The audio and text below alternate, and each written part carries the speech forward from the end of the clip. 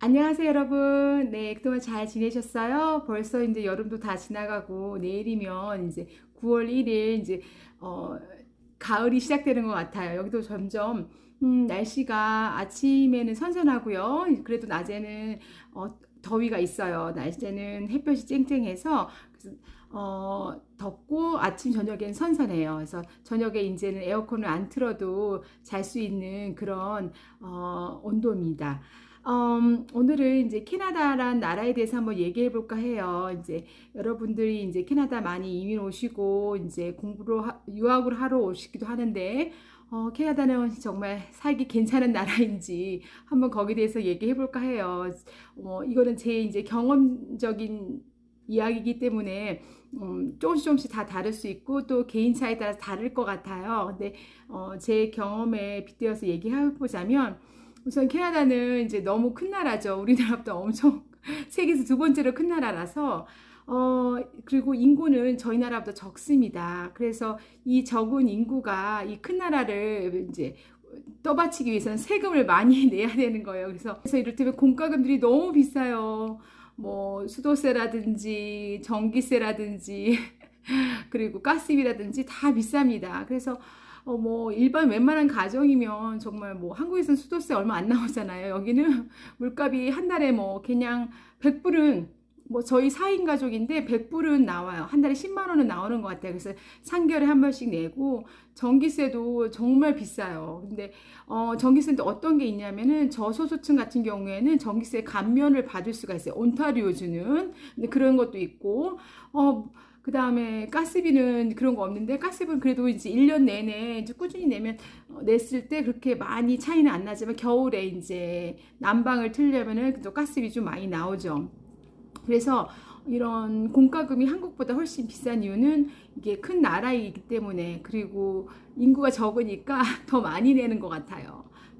캐나다 와서 제가 제일 힘들었던 게 뭐든지 사면 세금이 붙는 거예요. 그러니까 이제 가장 기본적인 음식 외에는 정말 다 세금이 붙으니까 지금은 여기 이제 거의 내가 물건을 살 때마다 이제 부가가치세를 같이 내는 거죠. 그래서 그걸 다 내고 나중에 돌려받긴 하지만 정말 그러니까 내 돈에서 더 많이 쓰는 것 같고 그런 느낌이 되게 강하게 옵니다. 그래서 어, 가장 이제 캐나다 이민의 이제 그 제일 중요한 요소라면 영어죠.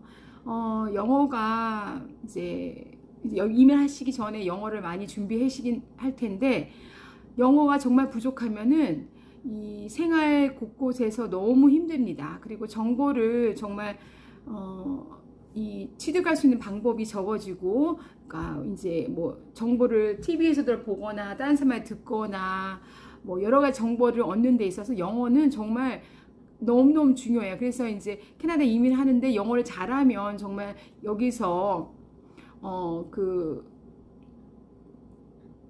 정착을 잘할 수가 있는 거죠. 근데 본인이 영어를 하는 걸 좋아하지 않거나 영어를 열심히 계속 공부를 하지 않으면 정말 그 살아가는 삶의 질이 너무 떨어져요. 왜냐면 나이 들어서 이렇게 내가 다른 나라 왔는데 말 못해서 오는 불편함과 그리고 거기서 오는 마음에 이제 힘이 생기는 거죠. 그러면 우울증도 올 수 있고 또 뭐 우울증이야 뭐 가족이랑 이제 떨어져 있거나 한국 문화가 그립거나 뭐 한국 사람들하고 자주 못 만나시거나 그래서 생길 수는 있긴 하지만 이 언어는 정말 영어는 너무너무 중요해서 이민을 오신다고 생각하시면 정말 영어를 평생 공부할 생각을 하시고 오셔야 돼요. 전화부터 모든 일을 할 때 여기는 정말 어디 하나 가서 일 해결하려면 하루 종일 걸리고요. 전화도 정말 하루 종일 걸리는데 한 번 전화하면은 한 시간은 기다려야 돼요. 근데 이제 그랬는데 전화했어요. 그래갖고 못 알아듣고 제대로 못 말하면 그게 너무너무 힘든 거죠. 그렇기 때문에 영어 하는 거는 아주 아주 중요합니다. 제 예전에 다운타운에 이제 그 샤퍼스 드럭 마트라고 이제 우리나라로 말하자면 그 약도 팔고 이제 필수품도 파는 곳에 들어갔었는데 나이 드신 할머니께서 캐시어를 하고 계시는 거예요. 근데 이분이 이제 잔돈을 세시는데 손을 벌벌벌 떠시면서 잔돈을 세시는데 사람들이 그 이제 속도가 빠르지 않으니까 사람들이 그 뒤로 줄을 싹 쓰는데 아무도 불평하지 않고 할머니가 주시는 대로 그대로 기다리고 있더라고요. 이것처럼 이제 한국에서 사실 캐시어 하시는 분들 이제 나이 드신 분들이 하시긴 하지만 정말 할머니가 하시거나 그런 경우는 없잖아요. 그런 어떤 나이에 대한 취업이 제한되어 있는 건 사실이잖아요. 근데 여기는 자기가 하려고만 한다면 정말 취업의 문은 다 열려 있다는 거.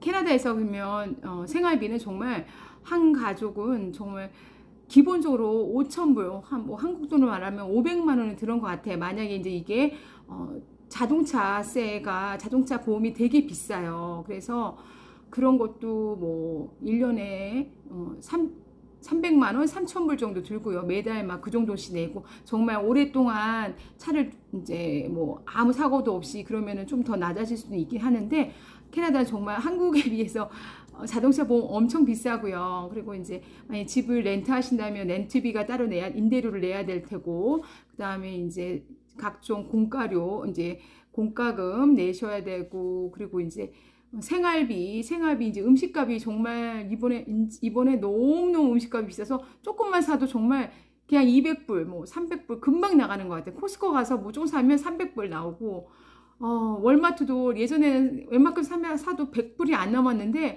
요즘에 150불 막 이렇게 막 넘는 것 같아요. 하지만 이제 가장 이제 한국에서 캐나다 이민 오신 분들이 가장 중점을 두고 있는 거는 교육 쪽이죠. 왜냐면 아이들 교육이 한국처럼은 뭐 어렸을 때부터 학원을 막 뺑뺑이를 돌려야 되고 이제 아빠 엄마가 늦게 일을 끝마치는 그런 분위기고 회사 분위기가. 근데 여기는 아니에요. 자기 시간이 되면 칼같이 집에 가고 저녁 회식 같은 거 없습니다. 만약에 회식이 있다면 낮에 점심으로 하지 저녁으로는 하지도 않고요. 그래서 이제 학교 교육이 여기서는 이제 좀 느슨하게 이제 아이들이 학교에서는 정말 선생님이 할 수 있는 정도의 숙제를 주는 거고, 온타리오 같은 경우에는 숙제를 더 적게 줘라. 그래서 가족들하고 더 좋은 시간을 보내라고 그렇게 이제 내세우고 있거든요. 예전에는 숙제를 좀 더 많이 줬었는데 요즘에는 숙제를 많이 두지 않고, 그래서 아이들이 이제 초등학교 같은 경우에는 뭐 개개인에 따라서 뭐 학원을 다니거나, 근데 여기 같은 경우에는 국영수를 다니는 게 아니라 어렸을 때는 이제 운동, 이를테면 예체능에서 뭐에 포커스를 아주 많이 해요. 그리고 국영수는 나중에 뭐 중학교, 고등학교 가서 필요하면 튜터 같은 거를 이제 하기도 하고 학원을 다니기도 하지만 어렸을 때는 그런 거를 이제 국영수를 하지는 않아요, 아이들이. 그래서 엄마들이 이제 커뮤니티 센터라든지 여러 이제 클럽 활동, 그래서 아이들이 좀 더 많은 경험에 노출될 수 있게 거기에 좀 포커스를 하는 것 같아요. 근데 이제 당연히 한국 분들이 많이 사시는 곳에는 그렇지 않다 하더라고요. 그래서 거기는 또 다시 한국 분들만끼리 이제 어떤 사교육이 또 이루어지고 하긴 하는데, 일반적으로 이제 중국 엄마들이 좀 사교육 많이 하시고, 이제 또 인도 사람들도 사교육을 많이 한다 하더라고요. 근데 저 같은 경우에는 뭐 스케이트를 하나 한다든지, 축구를 하나 한다든지, 운동하는 거에 좀 포커스를 많이 하는 편이고, 나머지 시간에는 책을 많이 읽히거나, 아니면 이제 놀이터에서 맨날 놀고, 아이들이 정말 많이 놀아요. 그러니까 노는 쪽에 포커스가 되어 있습니다.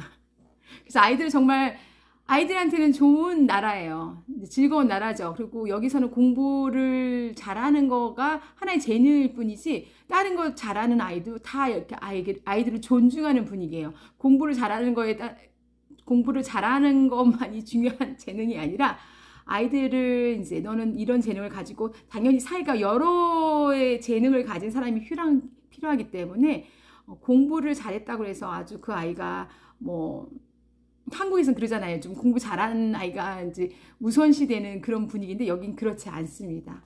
한국은 정말 맛있는 것도 많고 먹을 때도 많고 이제 나라도 작으니까 가기도 금방 편하고 사람들은 좀 많지만 정말 모든 서비스라든지 이런 게 집약적으로 참 잘 돼 있는 것 같아요. 또 그런 거를 되게 발전시키고 당연히 가장 또 큰 장점이라면은 의료 같은 건 아무 때나 이제 병원 가기도 하고 그런 어떤 그런 점이 정말 큰 장점인데 이제 캐나다 같은 경우는 병원 지금 요새 코비드가 더 심해졌죠. 이제 병원 의사 한번 만나려면 정말 힘들고 만날 수는 있는데 이게 이제 한 병원에서 한 같은 경우는 웬만한 좀 이제 개인 병원 말고 가정의가 여기서 이제 이 사람이 아픈지 안 아픈지를 다 거르죠. 왜냐하면 의료가 무료이기 때문에 최대한 이제 불필요한 거는 병원을 가지 않게끔 만드는 제도라서 한국하고는 전혀 좀 다른 면이 있어요. 네, 오늘은 이제